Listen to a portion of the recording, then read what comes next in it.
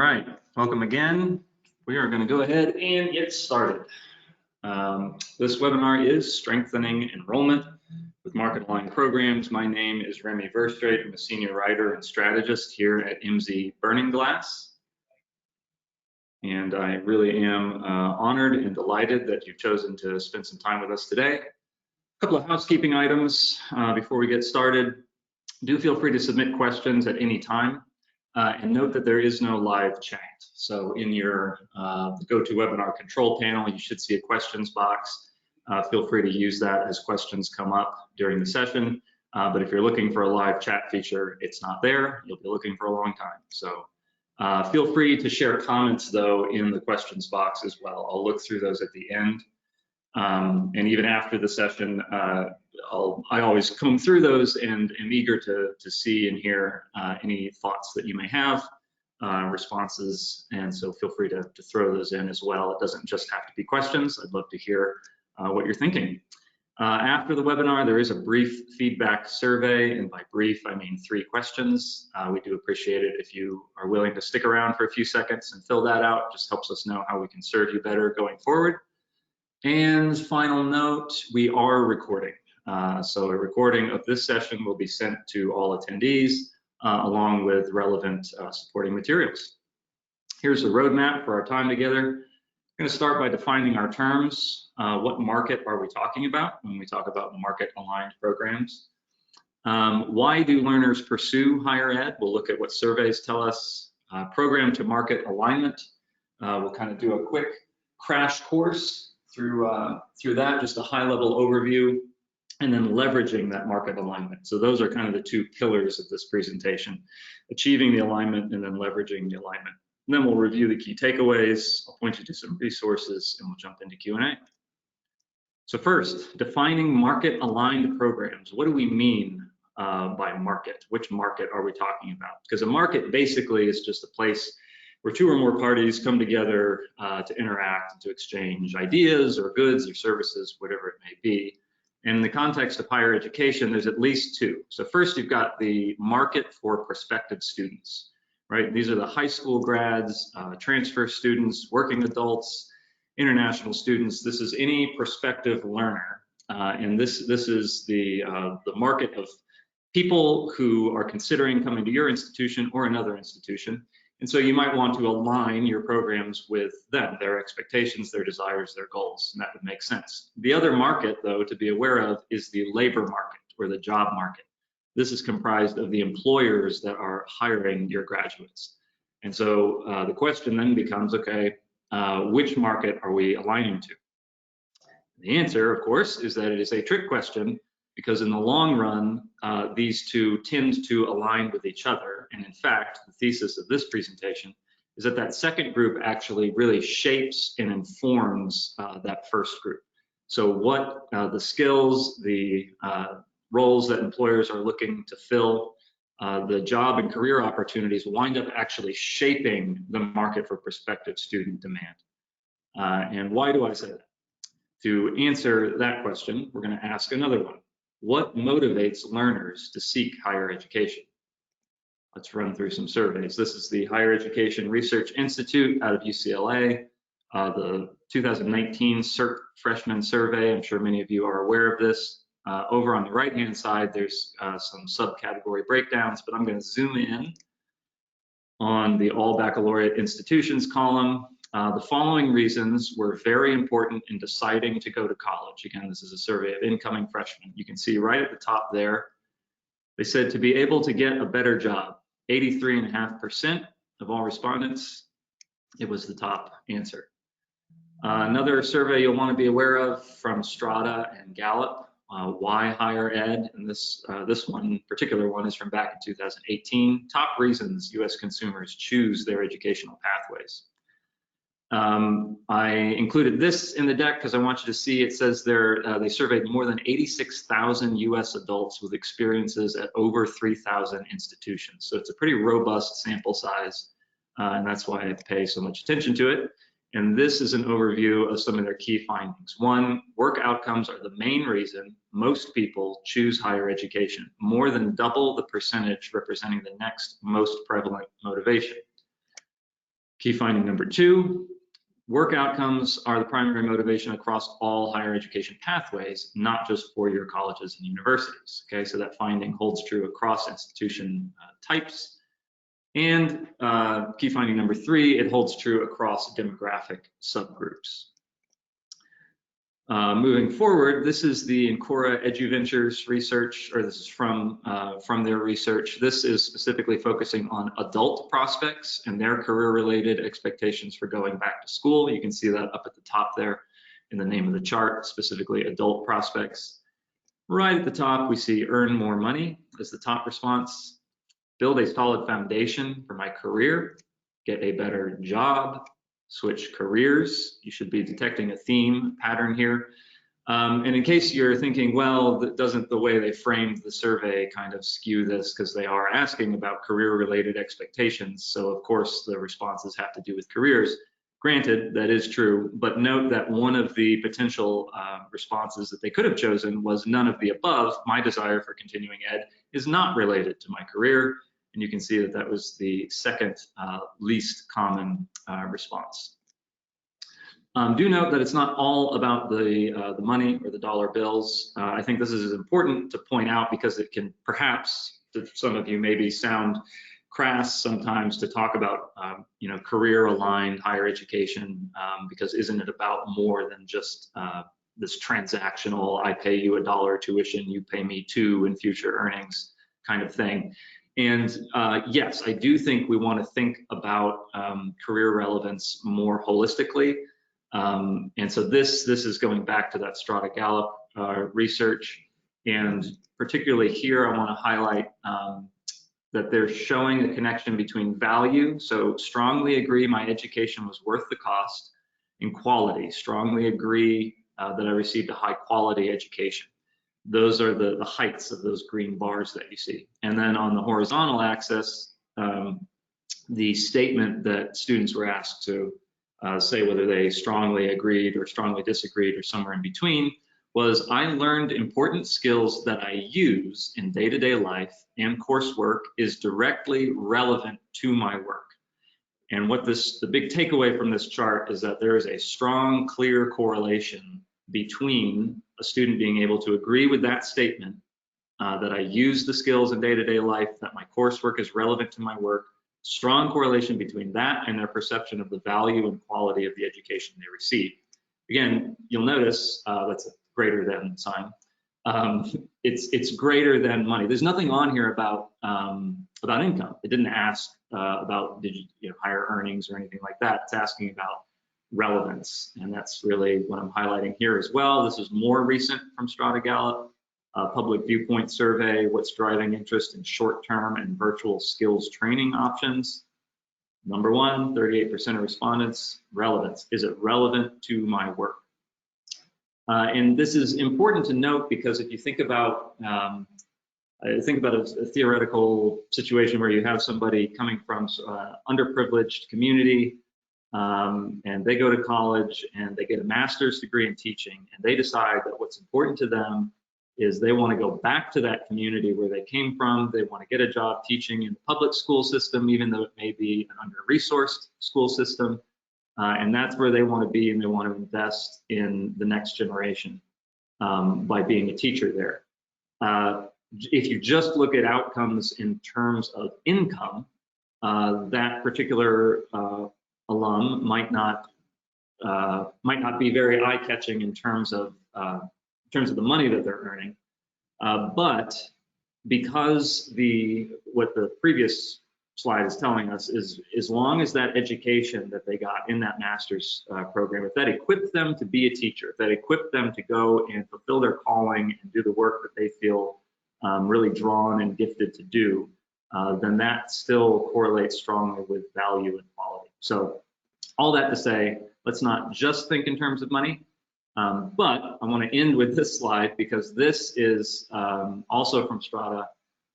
They surveyed adults without degrees, and this wasn't specifically about what motivates you to seek higher ed. It was kind of an open-ended question. What's on your mind? What are you worried about? And this was from during the pandemic, I think September of this past year, kind of right in the thick of it.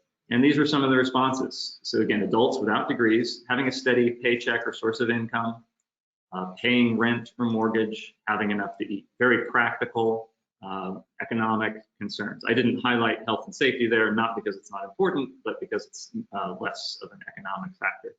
But do note that the last one, yes, it is the last one at 44% versus half of all respondents at the top end.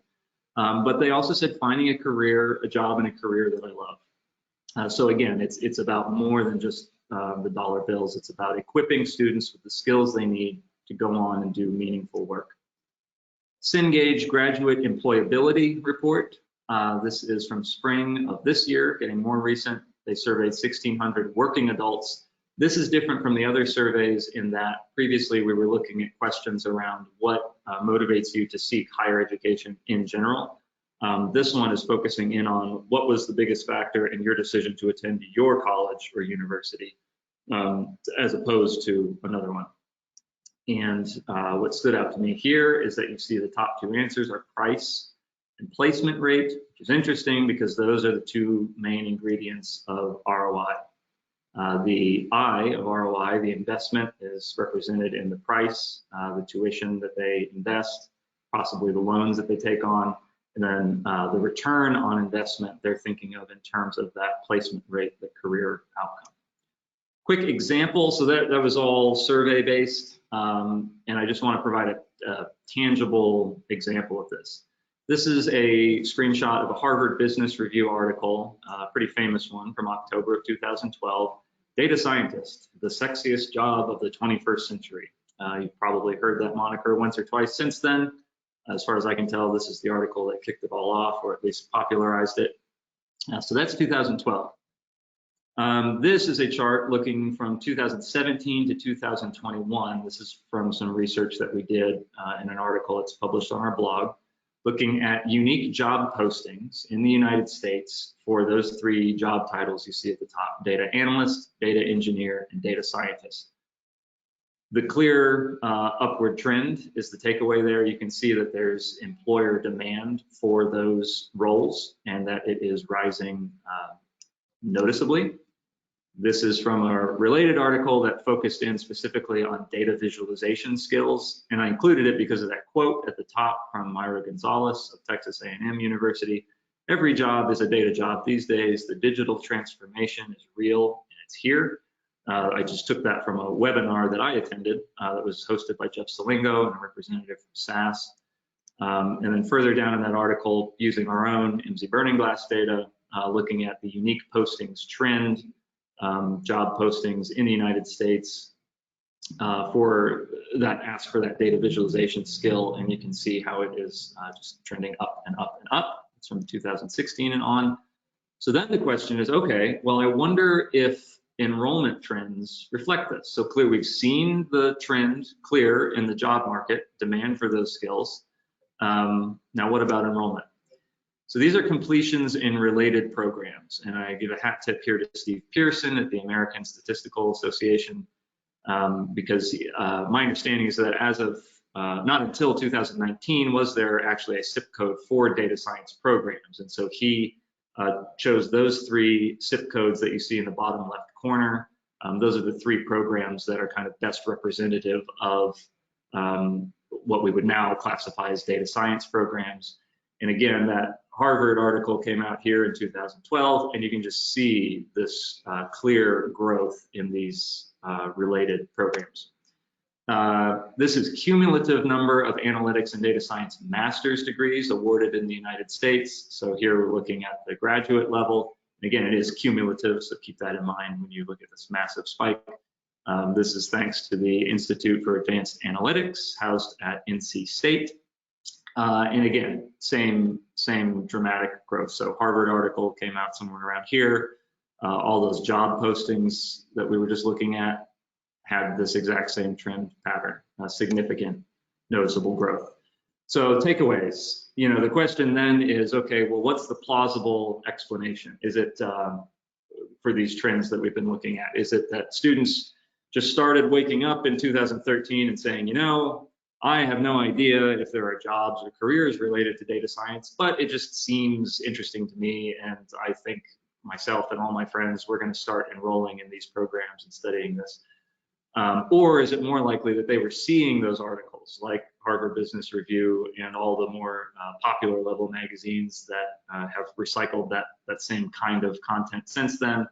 More likely that they are seeing that there are these companies in Silicon Valley and all over the country with these exciting opportunities with high earning potential, with really interesting and engaging work that is kind of on the cutting edge, that they're feeding off of that, or they're following that labor market demand, and that is what is shaping their demand for the kind of education that they want. And I think that is the more plausible explanation. So that would mean that the labor market demand is upstream, whereas prospective student demand is downstream. Another way of putting it is that labor market demand is a leading indicator, prospective student demand is a lagging indicator. What does this mean for you? Well, it means, first of all, that aligning academic programs to market demand is foundational for effective enrollment management and marketing. And this is partly for the simple reason that a market-aligned program is a high-value program. That's kind of the, if you put all the stats and charts and things that we just looked at, put it all together, this is kind of a brief takeaway. A program that aligns with career opportunities for learners is going to be a high-value program for learners, and simply high-value programs are easier to market and necessary for retention. Once the student does enroll and is actually experiencing that curriculum and in that classroom setting, that course content needs to be, they need to be able to see how that is relevant to their end goal in order to experience it as a high value and worth the cost. Point number two, demonstrating market alignment is therefore a powerful marketing tool. Okay, so we started to talk about that a little bit already, but there's two specific ways to do this. One, help learners explore and clarify their career goals. I think this is especially important for institutions that are kind of serving underprivileged communities and working with individuals who may not have in their personal network, they may not know folks who work in industries that would otherwise be of interest to them. They may not know anybody who's an aerospace engineer or a data scientist or works in investment banking or something that they might actually be really good at and find a really rewarding, challenging career. But if there's no one in their network that they can look to, they may not be aware of those possibilities. So you as the institution have the opportunity to harness the power of labor market information, put that in front of the student and expand their horizons and help them realize where they can go. And then step two, equally important, show how your programs connect to those goals. So this is about being proactive, engaging prospective learners. Don't just leave them to themselves to try to sort through just this mass of information about all the careers that are out there and what courses should I take to get that career. You can take a proactive role in educating and coaching them through the marketing and enrollment process to smooth out that pathway, which is great, but how? And so that's why we are now going to transition to our brief look at market alignment. Excuse me while I take a sip of water. And we're going to approach this by starting with a look at the different layers of labor market information. So it starts with industries. I have that at the bottom as kind of a foundational category because that is tends to be sort of the broadest way of looking at the economy, breaking it up into different industries using NAICS codes from the North American Industry Classification System. And then you can get a little more narrow by looking at the occupations within those industries. Those are tied to what are called SOC codes or SOC codes, Standard Occupation Classification. And then the next layer up is employers, who are the specific companies that are hiring for those occupations. Getting more specific, you can look at the specific job titles that those employers are hiring for. And then on the very top, we have skills. And so these two down here, you can think of as traditional labor market information. These often come from government sources, which is both strength and weakness. In terms of strength, they tend to be well organized. When the classification systems are updated, the entity updating it will provide a crosswalk so that you can kind of track, okay, what is this occupation called now? So it's good for historical analysis, looking at trends and things like that. But some of this data is only updated annually. Sometimes it's released quarterly. If you're really lucky, it might come out monthly. And so that's why it's also important to be looking at things like employers and job titles, which are not only more detailed and precise, but also real time. Employers are posting job postings on the internet now more than ever. And they're doing that in real time. They have an opening, they post that opening. When it's filled, they close that posting. And so job postings provide us with this detailed information about employers and the roles they're trying to fill, and also provide us with really, really valuable skills data, which is the most granular way of understanding the labor market. And we'll talk about some unique advantages that that provides later. Shout out to student surveys and completions data, also important, also useful to understand the market that you're trying to align to, but not the focus of this presentation, which is why I have them kind of off to the side there. In general, when doing labor market alignment, you want to take a regional approach over a national approach. The United States is a big place, and economies vary from region to region. That can be state to state, even county to county in some of the larger states. And so for your institution, it's fun and interesting to see kind of the headlines you might see in Newsweek or something, top 10 jobs or top 10 hot careers or whatever it may be. And it's good to pay attention to that. Certainly prospective students probably will be, but be aware that those things can be skewed by, say, a New York City and a Los Angeles. These major population centers can kind of overshadow some other regions with less population when you're just looking at a national level. The one exception, of course, is if the nation is your region, like if you're entirely online or your brand is just such that you pull students from all over the country, then sure, pay attention to the nation. But for the vast majority of institutions, regional focus is important. So let's dive into industries. This is just an example, an industry table that I pulled from our analyst platform for Richmond, Virginia, because that is my hometown. And so it's fun to look at. And these are some of the kind of the key basic metrics that you'd want to look at when you're analyzing industries. So I'm looking at job change from 2015 to 2021, just answering the question, what are the industries in my region that are growing? Where are new jobs coming into being in the region? What kind of business activities are they associated with? You can also look at percent change. I tend to want to view both side by side because, for example, down here, crop production, 140% growth, that can be really eye-catching. But it's important to then look over and see in absolute terms, it's partly the high percentages because it's coming from a low base number of 850 jobs versus 30,000 for ambulatory healthcare services. So good to have context of both absolute change and percentage change there. Average earnings per job, again, money, not the only thing, but it is very much a thing. And so important to be aware, are these industries creating the kinds of jobs that pay a living wage, that pay a high wage, being aware of those statistics. And then location quotient. That's a really interesting one because it gives you a sense of, helps you answer the question, what are the unique strengths of my region? So location quotient is, if you're not familiar with it, basically, it's a measure of how concentrated is this industry in my region versus the national average. So if it's over 1, if the location quotient number is over 1, then it's more concentrated in your region versus the average. If it's less than 1, then it's less concentrated than the average. We have an article on that in our knowledge base if you're curious to learn more.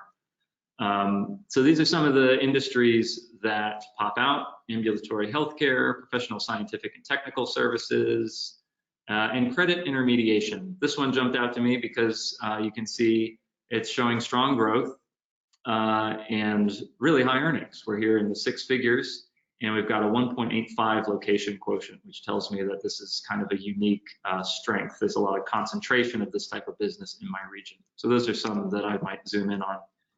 This is the same kind of table, but for Richmond, Indiana. So we're in a different Richmond. And the whole point of this slide is just to illustrate the importance of taking a regional approach. So you can see here, hospitals, ambulatory healthcare services, that's kind of similar to what we were seeing in the other Richmond. But then food manufacturing, chemical manufacturing, that was not in the previous industry table. And so that's just showing there's going to be unique characteristics in your region, and that's why you need to zoom in on that. Now we dig. So we're digging down in detail, but we're working up through the pyramid. So the next most detailed category of labor market information is occupations. And this is to show you can just do the same kind, you can approach it the same way you were industries. This is an occupation table. You see similar metrics in terms of job change, always something to look at to identify growing occupations and industries. Median annual earnings, median is good because it can be sometimes more robust to not as skewed by the extremes on the high end or the low end versus an average figure. So paying attention to what are the high wage occupations, and then average annual openings. So in this time frame over the last 5-6 years, approximately how many openings are we seeing? This is a good way to get a sense for just how much opportunity is there for our graduates. And openings is a combination of job change, job growth, plus also replacement jobs, which would be people transitioning out of that occupation into another one, which creates a vacancy. So all that information is available in the table. Not the only data points to look at, but just providing some examples there. The other way to approach this is to drill down on an industry of interest. So I've actually jumped back to the Richmond, Virginia industry table here. Professional, scientific, and technical services, we saw that that was a growing industry in our region. So what happens if I then just push on that? If I use this as a guide as I work my way up the pyramid and say I want to restrict myself to looking at occupations in that industry. This is what I see. These are the occupations within that industry, within that region. And you can see here percent of total jobs in the industry. So I can now see that accountants and auditors kind of comprise the biggest of these occupations are the biggest part of that industry. Okay, so maybe I want to drill down into opportunities for accountants and auditors. So I'll keep digging. Now I can see the top employers posting. And so now we're into that real-time labor market information. So in Richmond, Virginia, these are the specific companies. Got Capital One, Ernst & Young. State of Virginia, don't forget the public sector. Can be lots of opportunities there. And you can just go on down the list. And already you can start to see how this would provide really valuable insight for employer engagement. You can start asking questions like, do we have internship programs with any of these companies? Co-op experiences with these companies? Does anyone on our faculty have a relationship with leaders at these businesses and could bring them in for speaking or for recruitment? So that level of insight, both in terms of its detail and how recent it can be, because these are based on postings that change every day, can be really valuable. But you can actually get more detailed. Remember, the next level up is job titles. And so now I'm starting to see the specific roles. Unlike occupation codes, these are not standardized. So this is going to give you a better reflection of the actual language being used by employers themselves. And you can start to see things like, okay, internal auditors, that's interesting, directors of internal audit. Does our accounting program provide a concentration in audit? Do we at least have a course that really covers it? And then IT controllers, that's also interesting. Is there maybe an opportunity for some overlap between our business school and our IT or computer science to make sure that, that students are prepared for those kind of blended roles? So that's some of the insight you can get with job titles. Keep digging, and now we hit the skills. So on the left, you have your top hard skills. On the right, top common skills. And remember, this is all specific to accounting in Richmond. During this time frame. And of course, accounting is going to be a top skill, but then further down the list, you can start to see things like internal controls, okay, internal auditing, there's that again, risk management, data analysis, that's an interesting one. Do we have an opportunity for our accounting students to maybe do an elective in data analytics? Is there some overlap there that could really position them well? with those skills. In terms of common skills, you've got things like communications is there. Written communication is further down the list. If you have accounting students who are wondering, why do I have to take this writing class? I just want to do accounting. Isn't that just spreadsheets? Well, not according to the employers that you want to work for, because they also want you to be able to articulate your ideas in writing, whether it's memos or emails. That's clearly a priority for them. So with a list like this, you can start to ask, A, are we teaching these skills? B, if we are we talking about them? Are we listing them in the syllabus? Are we listing them in the course description so that students can see that we are teaching these skills? And are we showing students that the reason we're teaching these skills is because there's employer demand for them, so that prospective students see that you are being intentional about aligning your curriculum with their career goals. You can also see related certifications that are mentioned in postings. You can begin to ask questions like, do our courses prepare students for some of these industry certifications? Is there some way we could blend this into our curriculum so that when they graduate, they also leave with this industry certification? These are just all ways to really add value to your programs based on labor market information. So putting this data to work, quick recap: industries and occupations. That's that high-level view of regional strengths and opportunities, helps guide further investigation. Employers and job titles, more detailed and real-time, see the actual roles that learners will be looking to fill, and use it to guide employer engagement, like we talked about, because nothing beats real relationships, having boots on the ground. And skills, actionable insight to inform curriculum improvement, can enrich the courses that you already offer. That's part of what's cool about it, is you may not need to launch an entirely new program. You may just be able to take those skill insights and revamp the courses you already have and do a better job articulating how they connect to the labor market so that students understand the relevance of what they're learning. And can help you spot emerging trends. Quick illustration of this last point. This is AWS, Amazon Web Services. And what you see in the little green bars there is prevalence of AWS in job titles. What you see in the much more noticeable purple bars is the prevalence of AWS in job descriptions. So if you're an institution and you're tracking the labor market and you're only paying attention to job titles, you might maybe notice that, oh, there's a little bit of growth in this AWS thing. But if you're paying attention to the actual skills in those postings, then you are absolutely going to notice the major growth in demand for Amazon Web Services, and can then use that to inform your curriculum, make sure that you're teaching it, make sure that it's in the right programs, and that students are aware of the opportunities connected to learning that skill. So that's just an illustration of why that level of granularity and recency with skill data is so valuable. Part two, once your programs are aligned, don't keep it to yourself. So this is now we're into talking about how we can leverage this. You want to help learners explore careers, especially important for serving disadvantaged communities, like we were talking about earlier, folks who may not have very broad horizons in terms of what they can do. And then showing how your programs align with their goals. Help them navigate the sometimes confusing career to education marketplace. I talked about some of these things earlier, so I won't re-go over it, but I did want to remind you that those are the two main ways.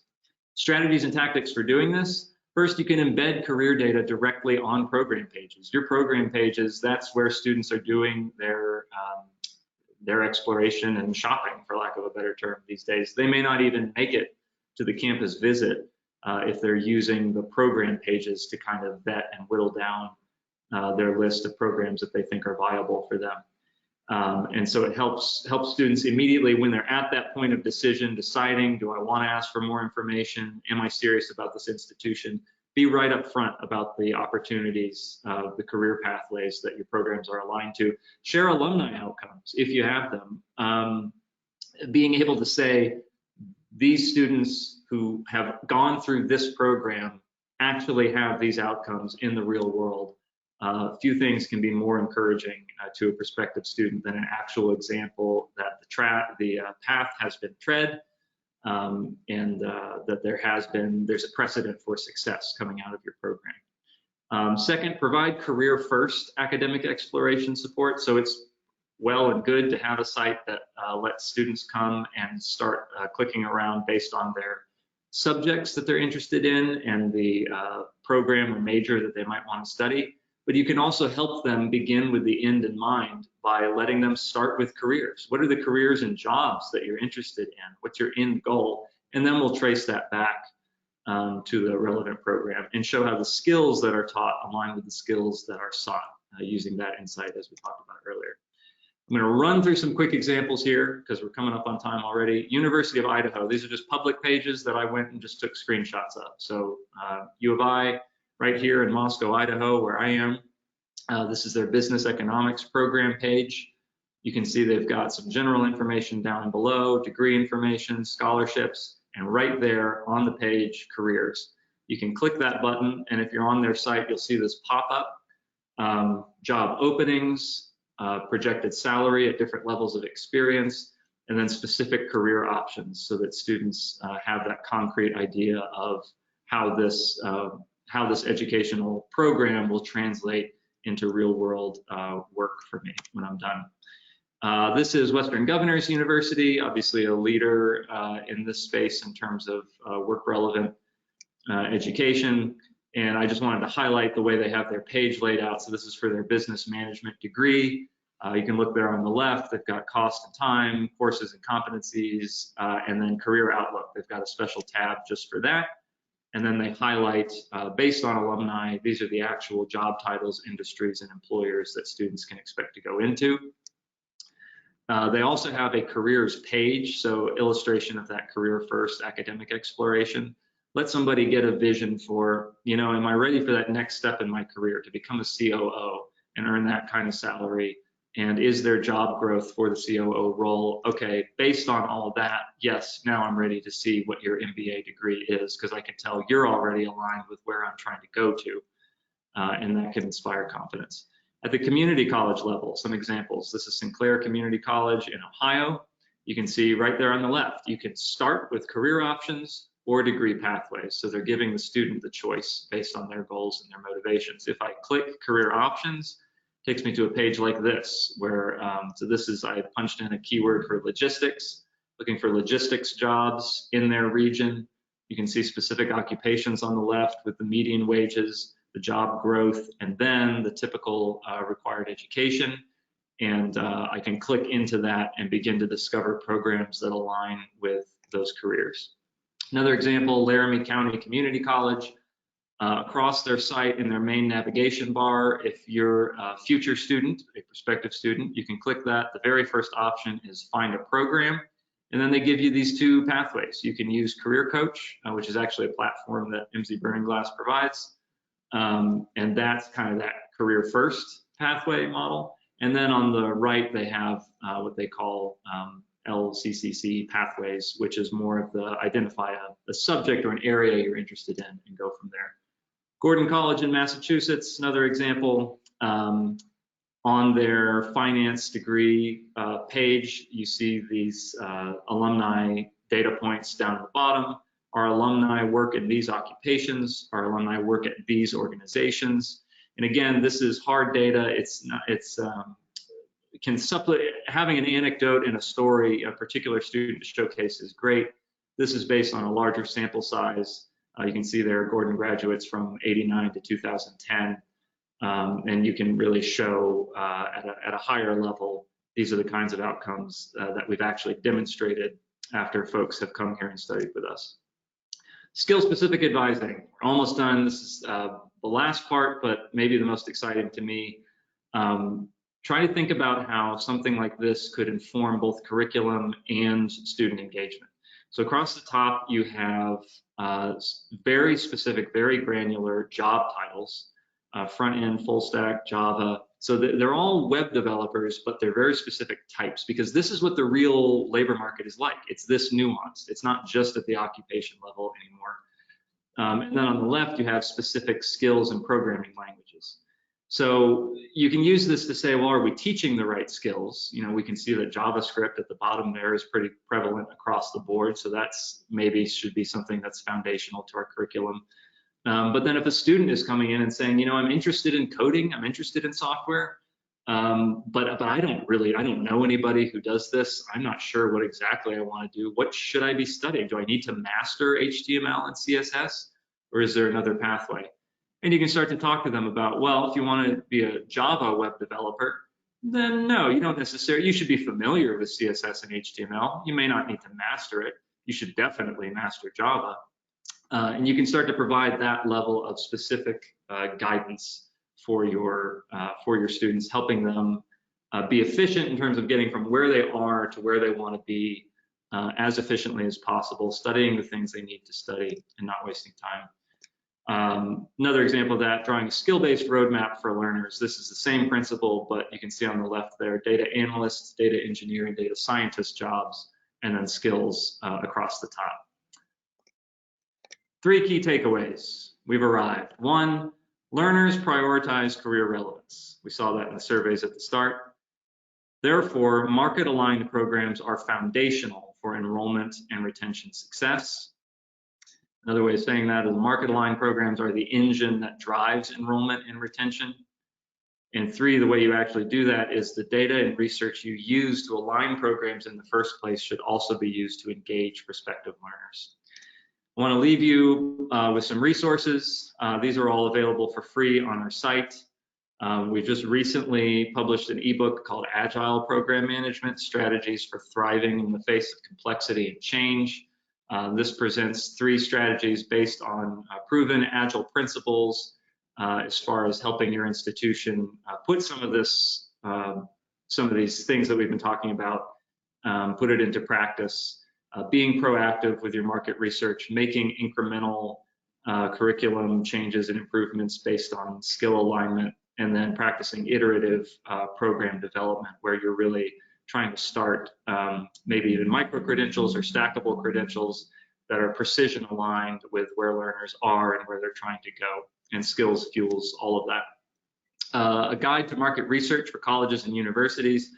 This is free as well. Again, if you're kind of newer to this, or if you've been at it for a while but just want a refresher of some key data types, the strengths and weaknesses of each, and how they all work together in this process, that's a free resource. And then skills required, another ebook, How Higher Ed Can Meet the Needs of Learners and Employers in a Skill-Based Economy. That one has some articles that talk about the stackable credentials and the micro-credentials and how skills can inform that, but also how having a skill-enriched curriculum can really help to articulate and improve the value of full degree programs as well. So a lot of good resources there. They're all available at economicmodeling.com/blog, and we can send them out in the follow-up email to this webinar as well. Lastly, our mission at Emsi Burning Glass is to provide data and analytics that help colleges and universities in these 3 key areas, and I've included this because they all touch on what we've been talking about today. We partner with institutions to help you optimize your program offerings, connect students to programs and careers, and then communicate your outcomes and your impact. And as we've seen, all 3 of those things have a role to play in strengthening enrollment through market-aligned programs. So, on that note, I'm going to launch a quick poll here. If you would like proactive follow-up from us, we want to give you the opportunity to say so. So you can go ahead and answer yes to this poll question, and someone from Emsi Burning Glass will reach out to you. If you're already working with us, we can help to answer questions and look at ways to put these strategies into practice. And if you're new to Emsi Burning Glass, we're happy to show you the actual tools that provided the kind of data that we looked at in the webinar today. So I'll leave that up for just a moment, and bear with me here. I'm gonna start working on some questions as well. So one person said, yes, link to free resources, too fast for me to capture it. Yes, I do apologize, I was going fast. Don't worry about that, we will follow up. Look for the follow-up email, and we will include links to these resources there. Let me see here. Copy of the slides, yes, absolutely.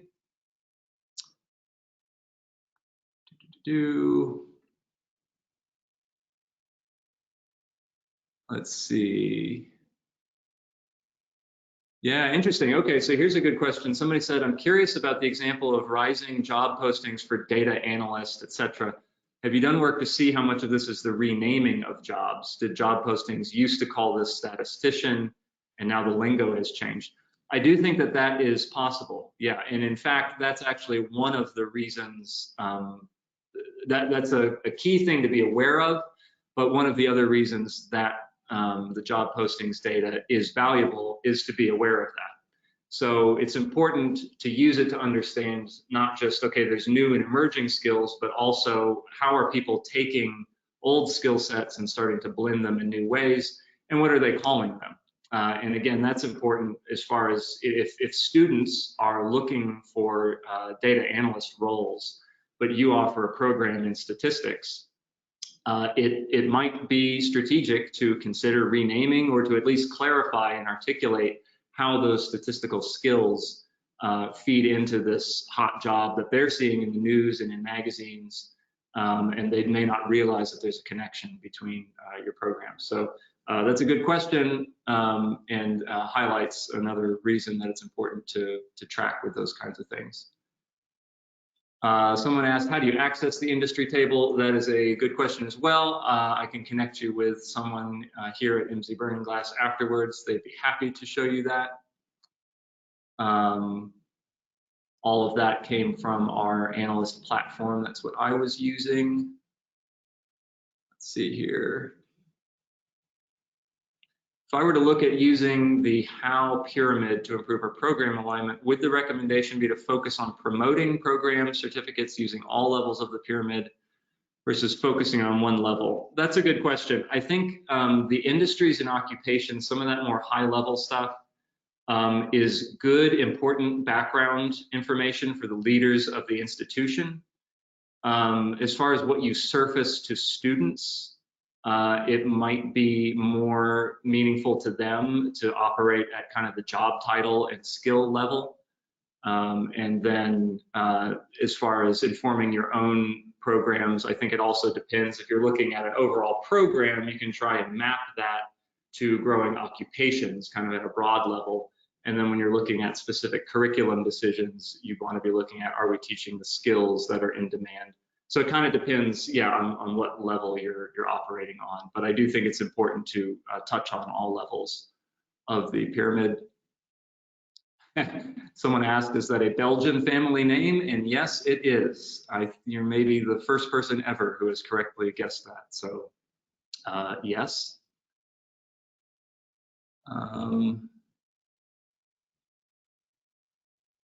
Let me see here. Lots of repeat questions about the resources and follow-up. Are certifications vetted to ensure they are real, or are they approximations based on keywords?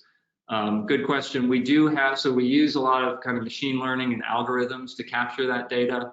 And then we do have a team of real live human beings who are constantly reviewing and curating that to make sure that the certifications are real and that it's not just the algorithm picking up a collection of keywords. So yes, we do have quality assurance in place to make sure that those are real certifications.